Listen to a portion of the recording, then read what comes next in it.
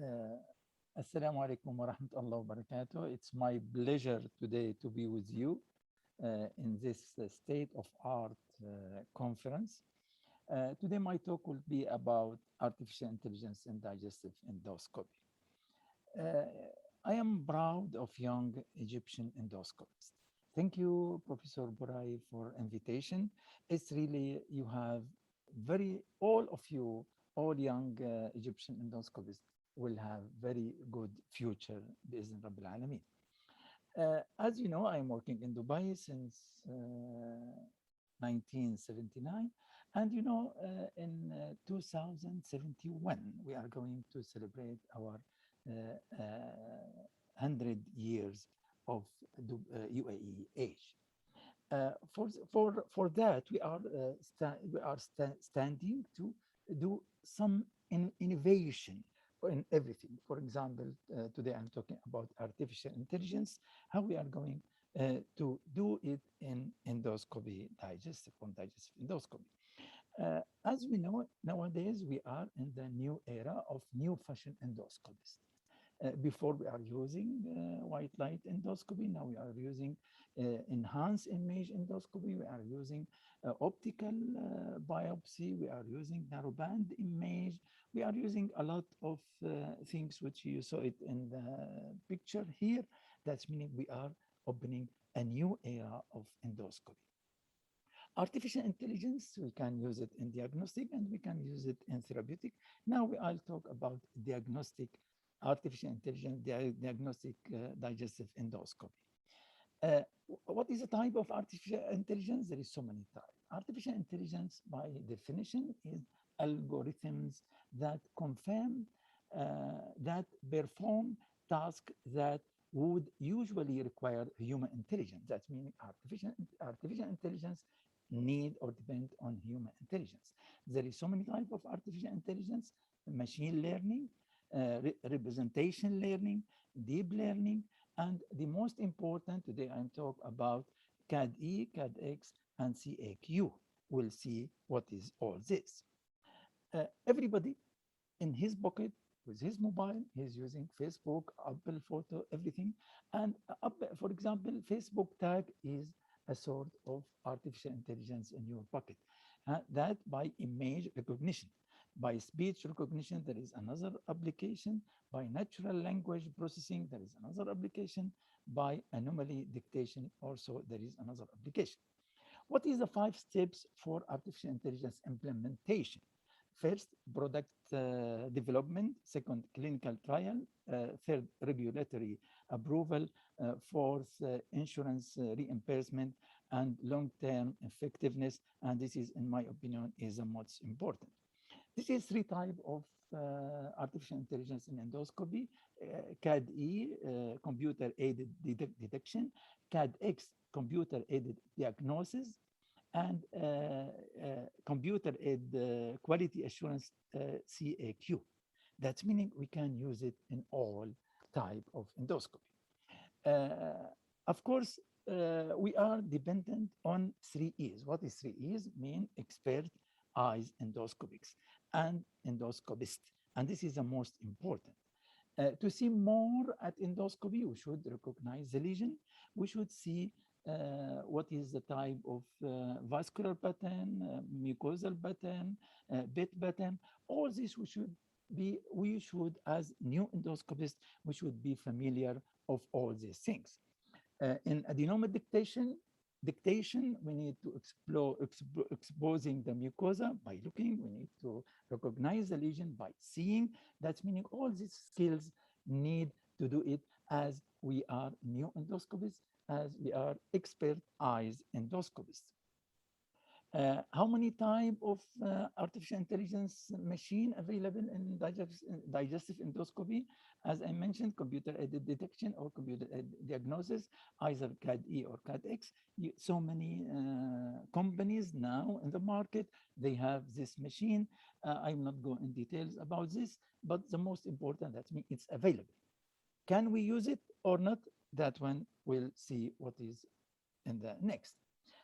CAD-E, how it does work, of course, there is setup for this, either one monitor, to two monitor, and there is some alarm or some flag or some alert, and this is by either by visual or by audio, and there is a lot of technique which is new for everybody now in this area. Of course, this is Indo Aid, this is by Olympus, how it's working. And you see, there is this is meta-analysis of CAD-E, random control studies. You see, the result of this study are about 10% absolute increase in ADR, adenoma detection rate, 50% relative increase in ADR, which is relative risk 1.5. 75% increase in mean adenomas per colonoscopy. Oh, this is very good. We can reach to a high standard of high quality endoscopy.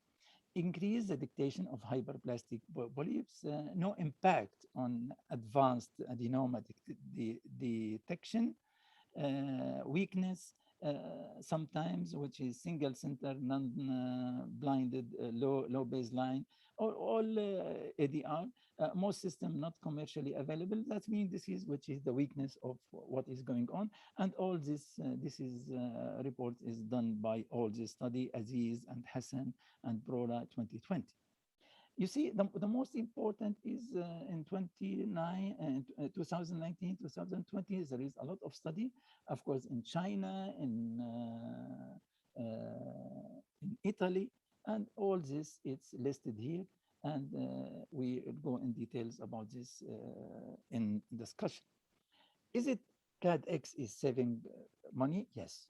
In this study by Mori, they found they can save, this is in Japan, this study done, they can save about $160 million per year. And this is really, because artificial intelligence endoscopy, they are using it in Japan, in Korea, in China, and this is, which is, they are using it since a couple of years. Why it's cost saving? Why? If you see here, CAD-E, detect more polyps and it will be more polypectomy. This is increase the cost. But CAD-E increase the ADR, cancer prevention, reduce the cost. CAD-X allows optical diagnosis with the less polypectomy, reduce the cost. That's meaning CAD-E, it can increase the cost, but CAD-X, it will reduce the cost. And this is also, I insist about 3 E's, expert eyes endoscopists, and this is the most important. We are using artificial intelligence upper endoscopy and to know about, identify anatomical location, diagnosis of Helicobacter pylori, induced gastropathy, gastric cancer dictation, and assisting depths of invasion of the vagal squamous dysplasia, dictation, and delineation of early dysplastic buried esophagus. And also we are using it in VLE in buried esophagus. This is study done by Nori from Japan. And of course, first, from machine deep learning to image recognition, and we can diagnose early gastric cancer. Also, you can diagnose intramucosal early gastric cancer by applying artificial intelligence in our systems. Can we diagnose H. pylori gastritis? Yes, we can do it, but it should be a lot of work to recognize how it is. Of course, everybody diagnose H. pylori without artificial intelligence. Of course, we are talking about the non-expert, different from an expert endoscopist. In this study, they collect about 14,000 images from 2,500 cases from 2004 to 2016, and they study all this to see how it is working in detecting early gastric cancer. There is some studies about artificial intelligence in gastric cancer, and this is systemic review study. and it is little number, but also it give us some details how artificial intelligence can help us in diagnose early gastric cancer. Artificial intelligence can be used in endoscopic ultrasound. Of course, they differentiate between pancreatic cancer and chronic pancreatitis and normal pancreas. Also, they differentiate autoimmune pancreatitis from chronic pancreatitis. Also, can be used in elastography, either for pancreas or for liver. And we can use encapsule endoscopy, yes, because it will help a lot in lesion detection and classification, either bleeding or ulcer or polyps. Also in assessment, and this is the most important in assessment of intestinal motility and celiac disease will help also in deletion of some duplicated image, which will help us in the reporting as little as we can. For example, we can report capsule endoscopy report in 15 minutes. The most important today, the other half of my lecture about artificial intelligence in colonoscopy, and this is the most important how we can diagnose early colorectal cancer, either by without biopsy or with endocytoscopic image. Uh, the domain of using artificial intelligence in colonoscopy, there is so many domains, either before procedure or during procedure, on adenoma detection rate, and management of pathology, and complication, and patient experience in post procedure. And there is so many criteria or so many domains how we can use artificial intelligence in colonoscopy.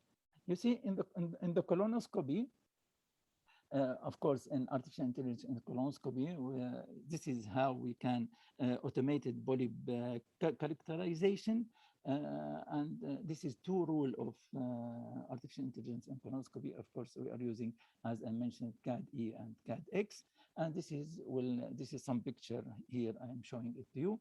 Of course, to reduce the false positive reducing option, we should turn CAD-E or reaching the CCOM, maximize in insufflation, clean lumen. You should use semi-Sigon wash. This is the most important sensitivity mode from type A to type B, and we can switch to normal mode during polypectomy or during washing.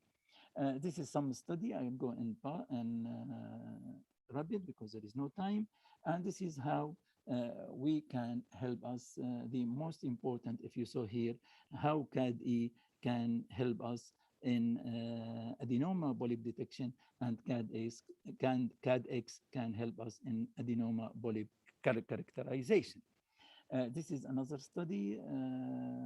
It will give us a lot of high benefit from using artificial intelligence. This is a study reported in about adenoma detection rate.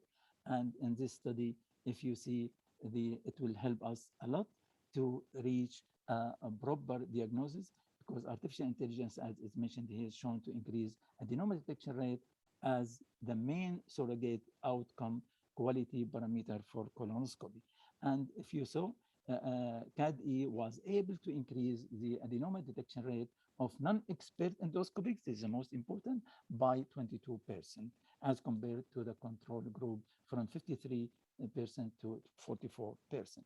And this is another study about adenoma missing rate, and also how this can help us to know exactly, this is how they are using it.